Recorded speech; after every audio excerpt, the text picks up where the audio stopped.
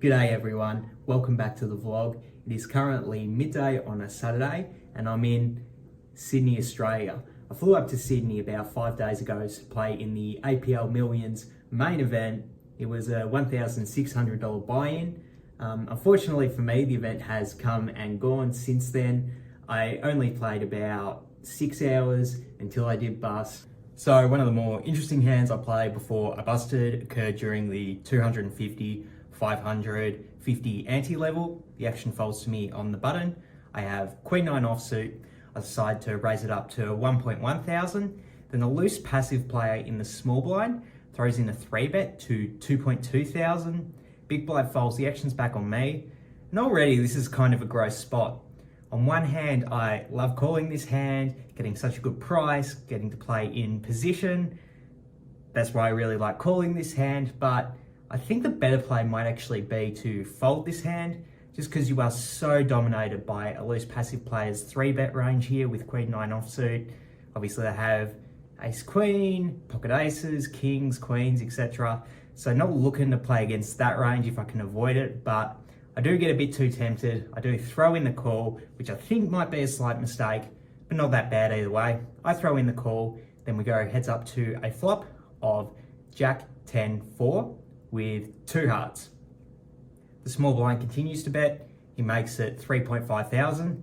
The action's on me, and I think I have a pretty easy decision to call here with my open-ended straight draw, backdoor flush draw. I have the Queen of Hearts.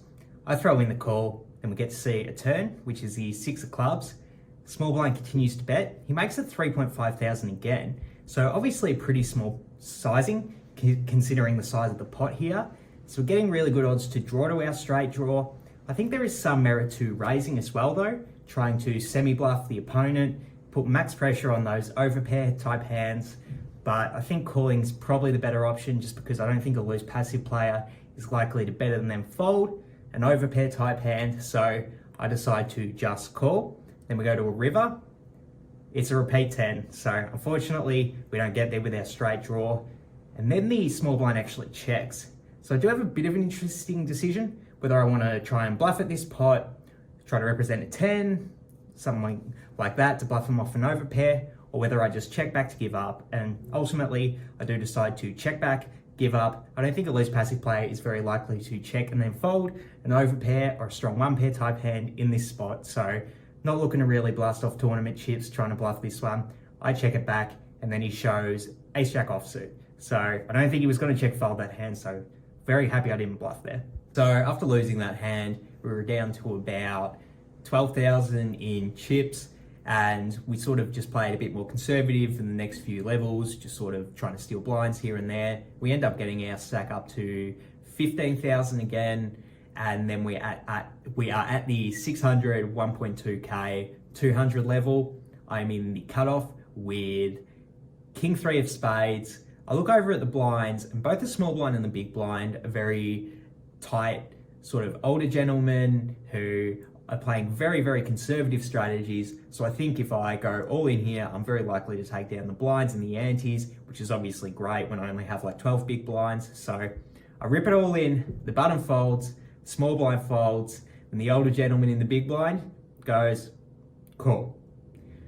Not happy to hear that. I turn over my King 3 suited, and then he turns over pocket aces. Unfortunately, we don't improve, and we were knocked out of the APL Millions Main Event there. Unfortunately, that was the end of our tournament run. But on the positive side, I have been playing a bunch of cash whilst up here in Sydney. The 2-5-10 game that I played in my previous vlog from Sydney, that game's actually being discontinued at the casino, and in its place, they have made a 2-3-6 with a 600 buy-in game instead. I've been playing that the past few days.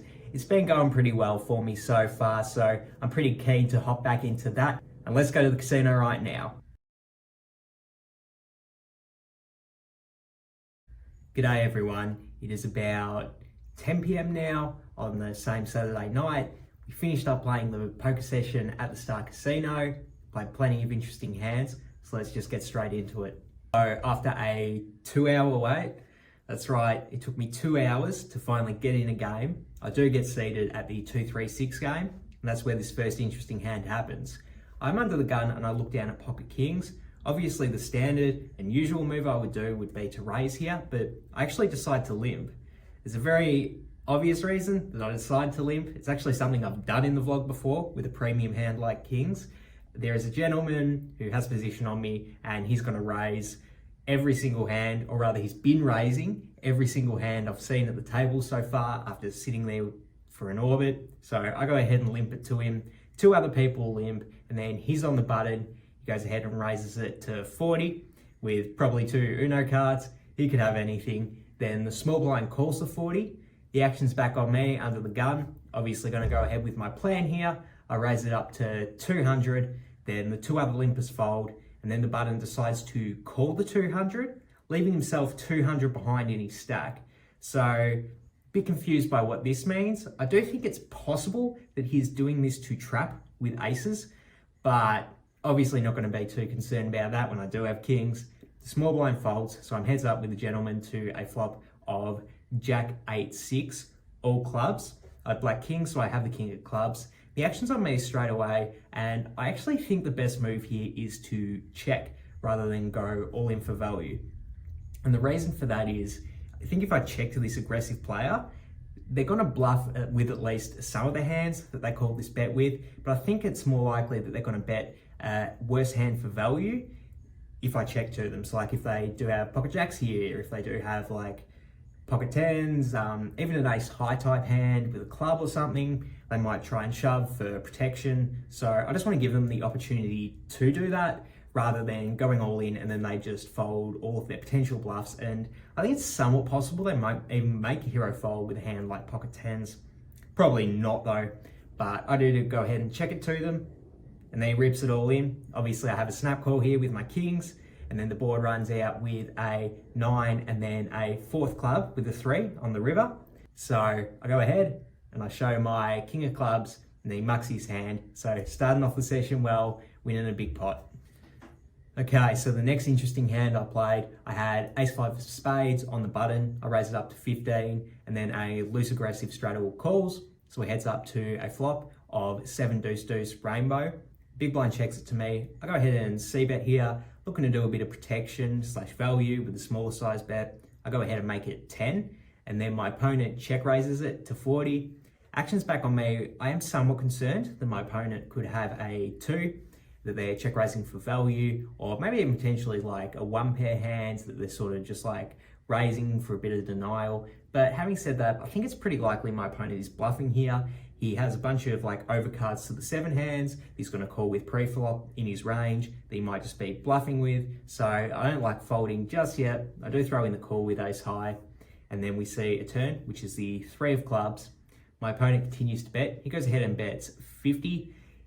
Obviously, this is somewhat concerning. My opponent is continuing to show strength. He does have some 2s in his range that he could be doing this for value with, but this card in particular, I think I like continuing to call with ace-5 in particular. A, because we do have a gut shot now, which is great because we can potentially look to draw out on a 2, but also we do have showdown value with our ace high. All of those overcard hands that I said my opponent could potentially be bluffing with do not improve on this turn. So I do look to throw in the call here, throw in the call, and then we see a river, which is the 9 of clubs. My opponent keeps betting. He goes ahead and makes it 150. The action's back on me here, and I had some confidence that I was ahead on the turn, but on this river, I really think I'm behind. I lose to backdoor flushes now. If my opponent was bluffing with a hand like 10-9, I do lose to that, although it's somewhat speculative that the opponent would go that thin for value on the river here. But also, obviously, still worried about that 2 that they could potentially have. So I do lay down the ace high there on the river. In the next hand, I have pocket 9s in the cutoff. I go ahead and make it 15, and then a tight aggressive button goes ahead and 3-bets it to 55. When the action folds back around to me, I think I have a pretty easy decision to call with my pocket 9s. That's what I do. So we go heads up to a flop, which is Jack 7-3, all spades. I go ahead and check it to the pre-flop aggressor, and he c-bets 35.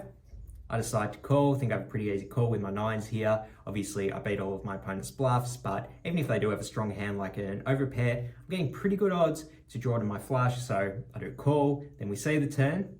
I make the flush. It's a 6 of spades. I go ahead and check it to the aggressor, and he checks back. So feeling somewhat confident about my hand. I think if my opponent did have an ace of spades or a king of spades, they might bet themselves, but it's also possible they would trap. And we go to a river, and the river is the 9 of diamonds. So we do actually make a set. Not that it matters though, because we have the flush. Now, I think I have a pretty interesting decision here, whether I do want to bet for value or check it to my opponent to induce.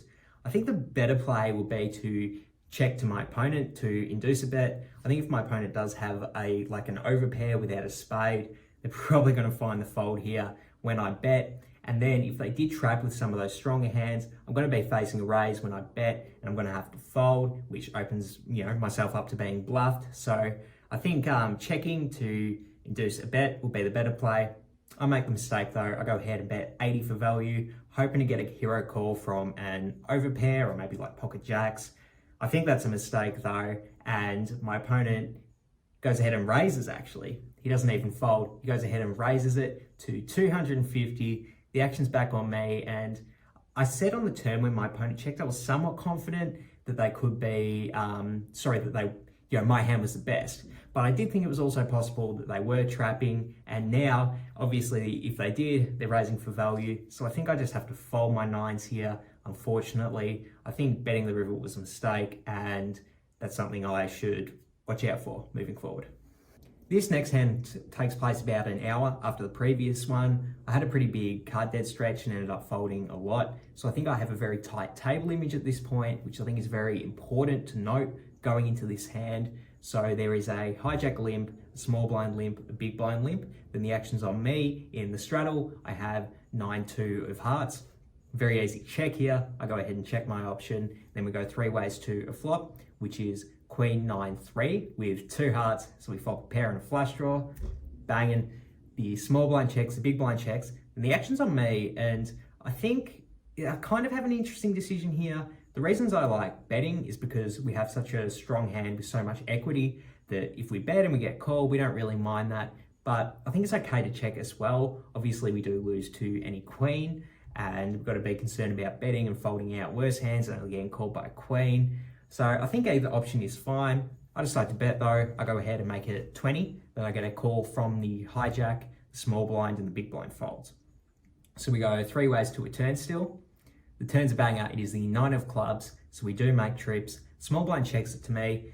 The action's on me again, and I definitely want to continue betting on this turn in particular, especially with passive plays in the hand I want to get value from. But I think it's interesting what size I should use. Ultimately, I decided to bet 80, which is slightly over the size of the pot. I just figured I can still get called by, better flush draws or a queen. Just all the hands I can, that I beat, I'm going for value against, obviously. But I think with my tight table image, when I start blasting the pot, it's going to be pretty obvious I have a strong table image. Sorry, that I have a strong hand because my table image is so tight.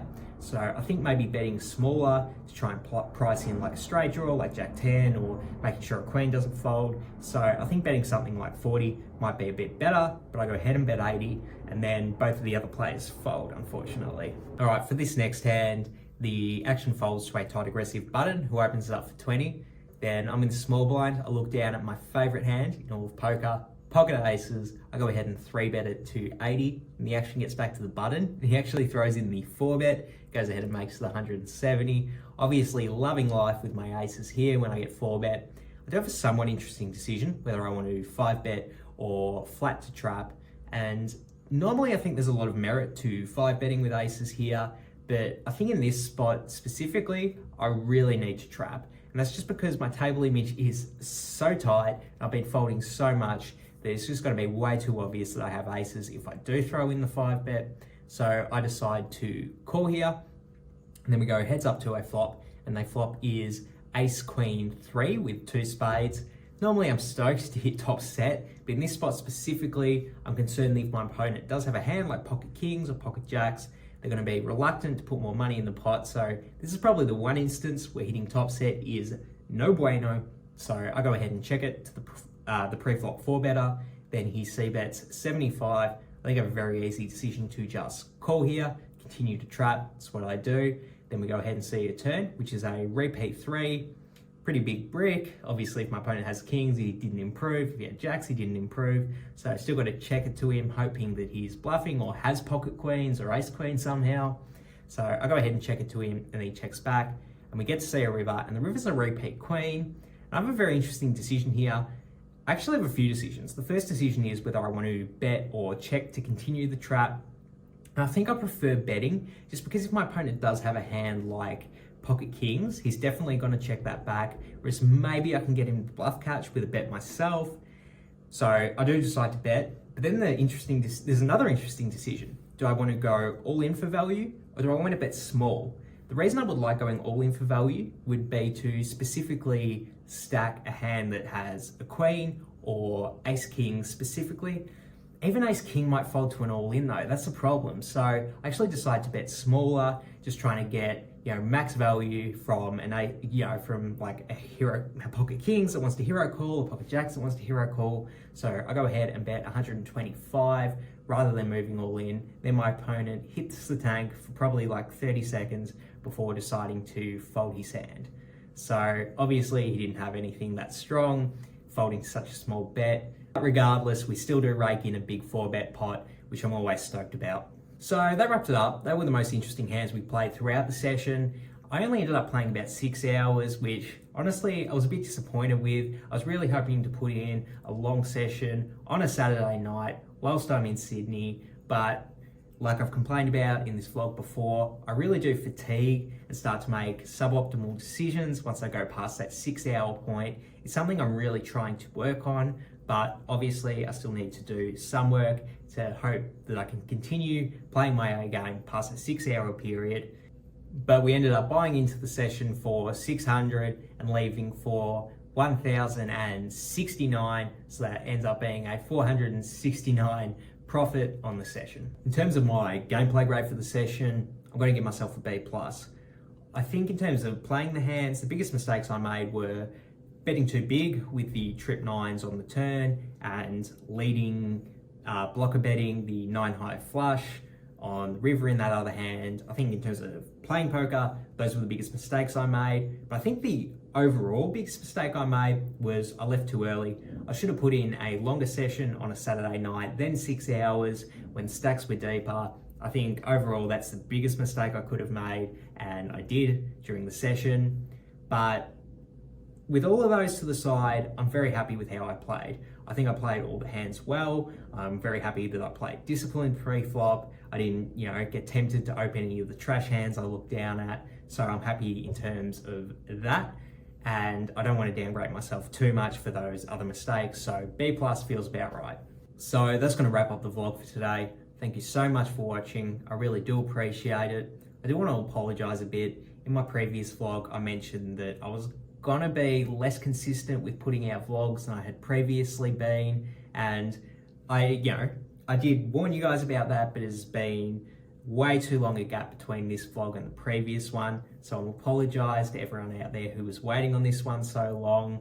I really do wish I could say that I'm gonna be more consistent moving forward, but unfortunately I don't think that's gonna be the case. I think I'm still going to be making videos. I'm still super excited to be talking about poker in a YouTube format, but I do think the consistency is going to slow down moving forward, unfortunately. So to everyone out there, I do apologize. So it's probably not the best time to ask you guys to subscribe to the channel, but please do anyway.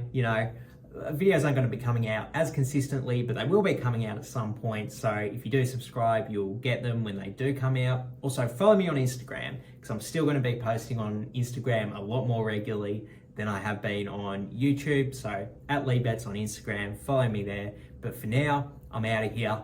Peace.